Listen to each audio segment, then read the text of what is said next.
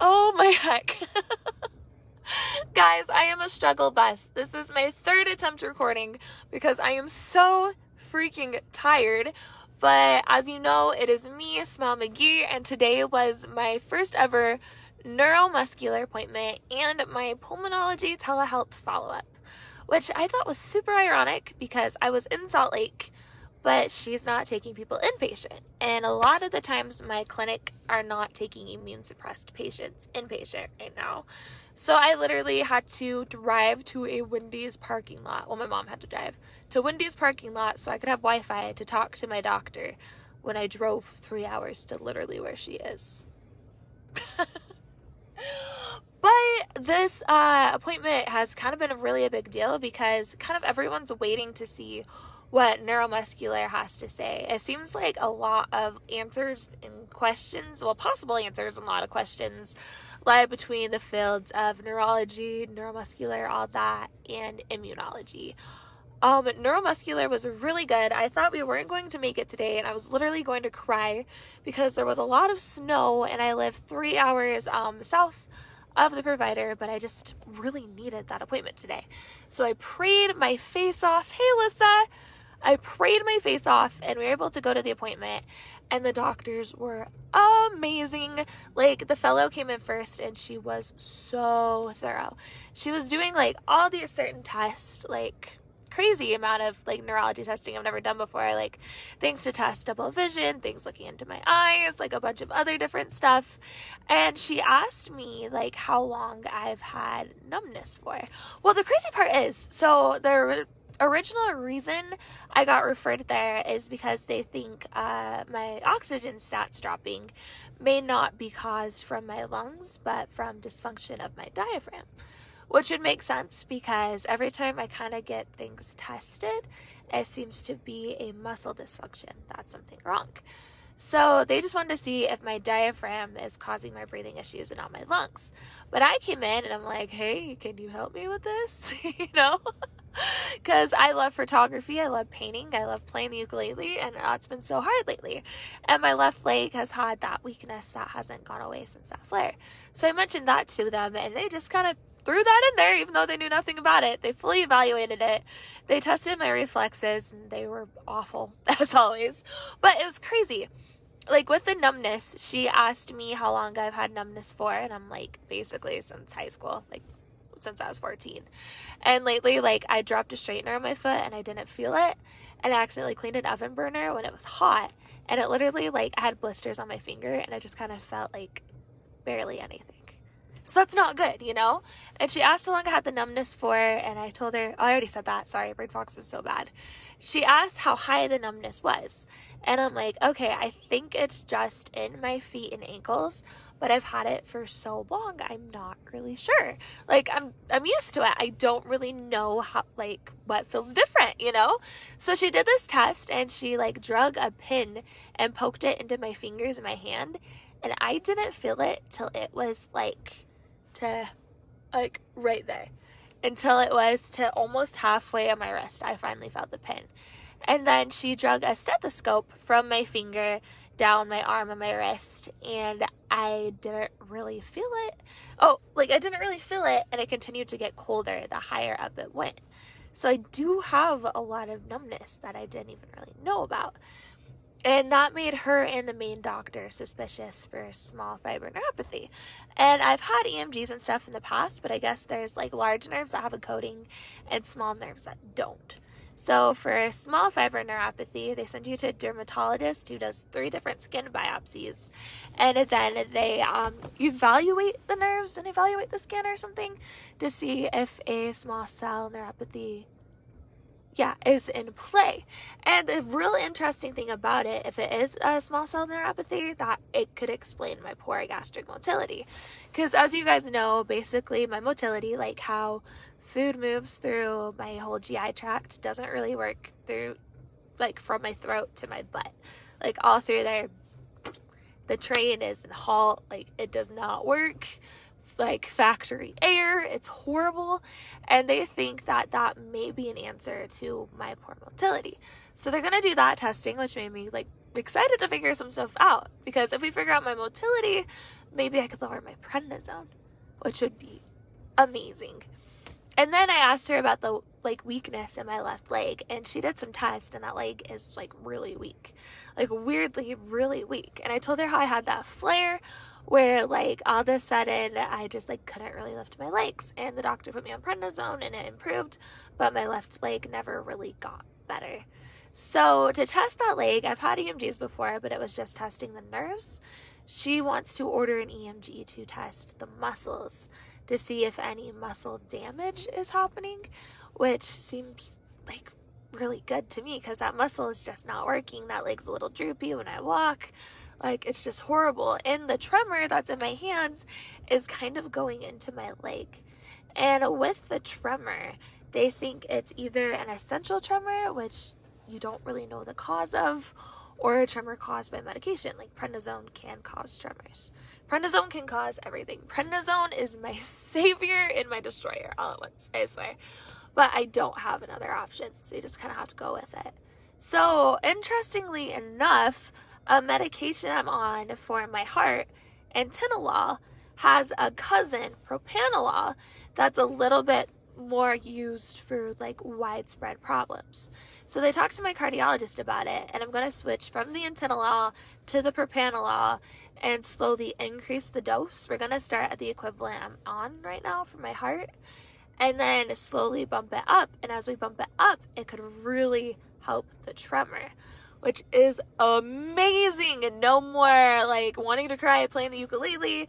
I can actually probably do photography without balancing the camera on my wrist and having to take a billion shots just to get a non-blurry one. It would be such a blessing in my life to get this tremor taken care of. They want me to see if I can decrease any steroids, inhalers and stuff that could possibly be causing the tremor. There's really nothing I can decrease right now, but they're hopeful for that medication, and they're thinking about sending me to a tremor specialist. And I'm supposed to make a follow-up appointment with autoimmune neurology, so technically I have 3 neurologists. I know you guys are really jealous. You wish you could have 3 neurologists. If there was Dr. Goldfish, I would kill that shiz. Anyway, I'm gonna get together with them, and yeah, that's the plan. Oh, and with the diaphragm, they're doing something called a sniff test. So apparently my breathing test looked okay. They're pretty stable with last time. They're not showing significant disease.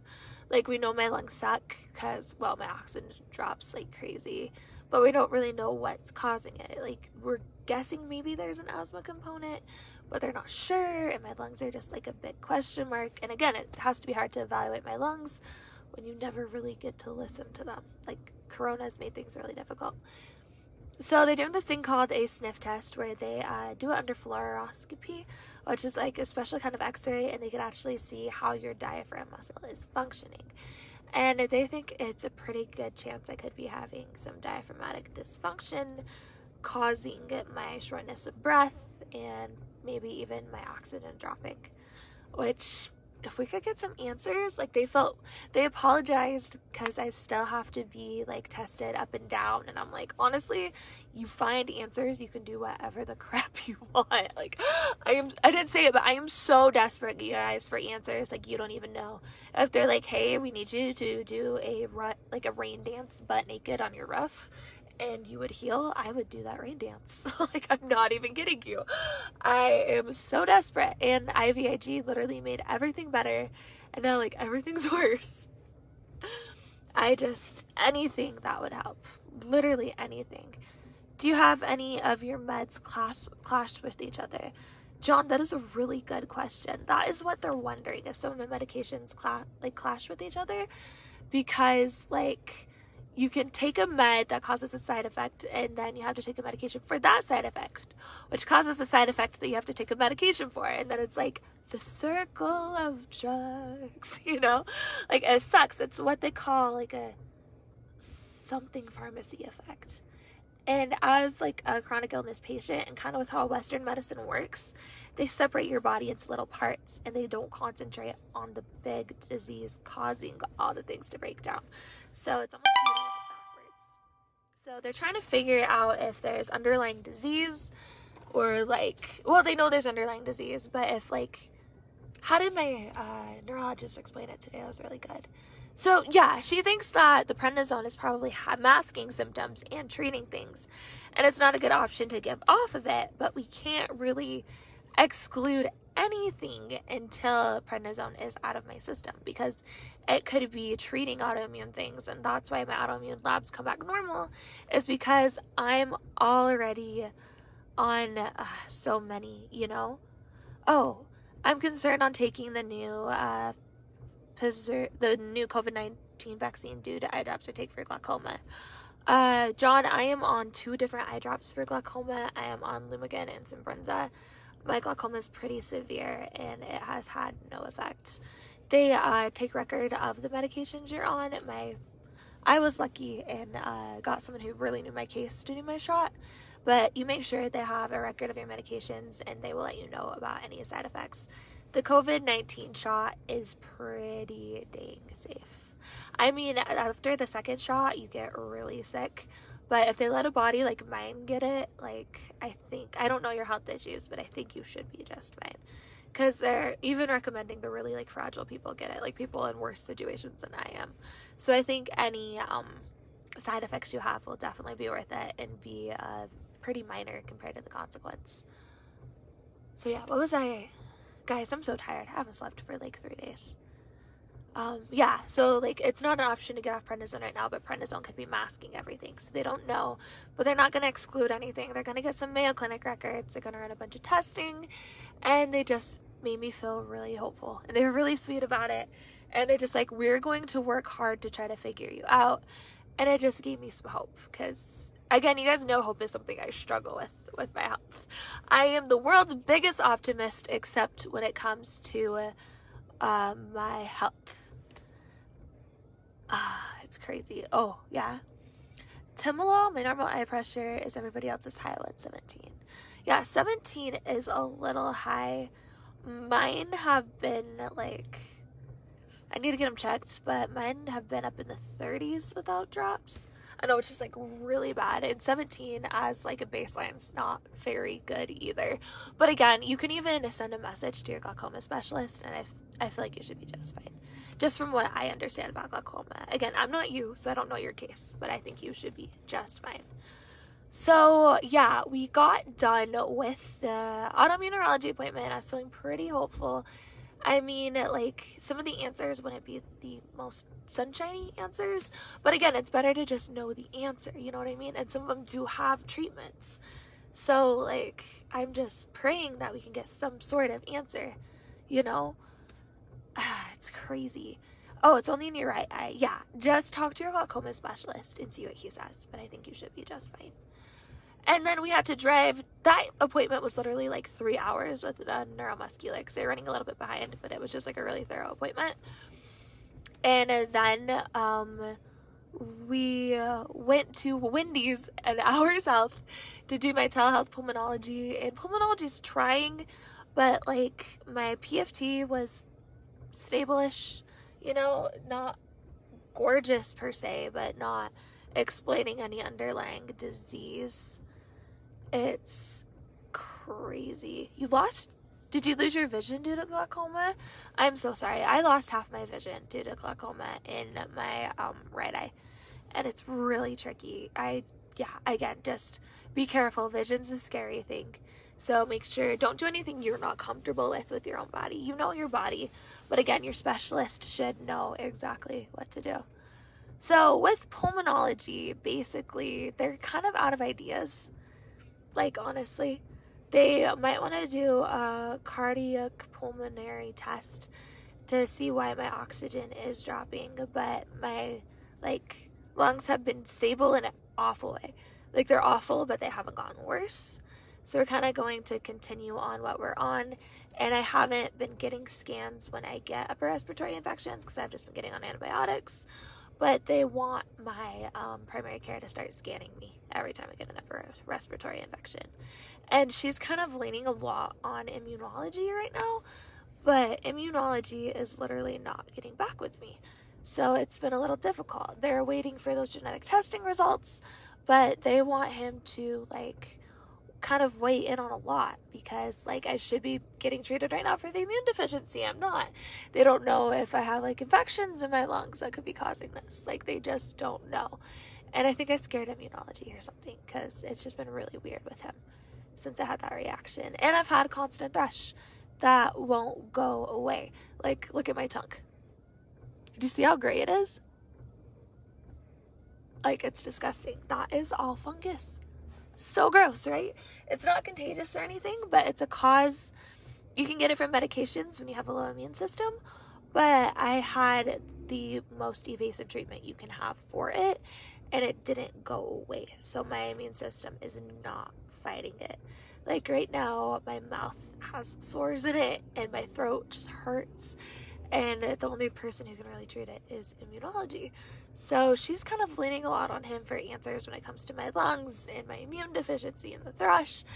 And I'm just like, I'm hoping I can put that faith in him. But it's just been really complicated since not being able to have the IVIG. And a lot of doctors are kind of on the same thought process I'm on. Like, let's try to change up the regimen and see if we can have it. And he's just, trying not to kill me, I guess. I guess my reaction really scared him because it was really severe. I mean, I did almost die or whatever, but I almost die all the time. You know, like it doesn't seem that big a deal to me. So pulmonology, they want to see what the workup with neuromuscular shows. A lung biopsy is still on the table, but honestly, with prednisone, they might not see anything, and there is a very, very good chance I wouldn't make it through a lung biopsy. So I kind of didn't know what to make of that appointment, to be totally honest. I gotta try to get in better contact with immunology, and my genetic testing results should come back soon. So hopefully that shows something, and even if not, hopefully he just like tells me of this magic game plan he tells everyone else. And oh, you have a prosthetic left eye? My dad has a prosthetic. The art that goes into prosthetics, I think is so cool. And a nice tongue. Oh, thank you. I know, like, gray is the new pink. It is pretty cute. So I feel super rambly in this update, but that's basically what is going on. I still kind of feel like I'm getting an upper respiratory infection, but I'm hoping it's just a flare. Neuromuscular is doing a huge workup, and I feel a lot of trust in them, and I really, really liked them. And the fellow had the exact same personality as my cousin, so that was awesome. But yeah, pulmonology is kind of a giant question mark, but she was validating, and she's like, I know your tests like look okay, but you're not okay, and I'm sorry we can't figure this out. I'm sorry there's not a lot of people in your condition, and we don't have a lot of experiences with a lot of cases like yours. So she's really kind and really validating, and I know cases like mine are so difficult. Oh, and they did a PFT in the freaking neuromuscular appointment. I thought I was going to die. Like, the poor girl kept on hooking up one of the tests wrong, and I was just wheezing my brains out, but I was laughing because she was so sweet and she was new, and it was just really funny. And I'm glad she messed up with someone like me instead of some really like mean, grumpy old person, you know. So all in all, it wasn't the worst day ever. And my new shoes, my cute new boots, I wore them today, and my feet just started hurting. So that's really good. Anyway, there's some good, some bad, but I feel like there is hope. You know, I guess there's like, what's that quote I love? You know that poem that was said at the inauguration? There is always light as long as we are brave enough to see it. I fully believe in that. What? Oh, unlock the door. Oh, my mom's back from shopping. PFT stands for pulmonary function test. My mom is done, so I'm gonna end this super rambly vlog. Oh, no,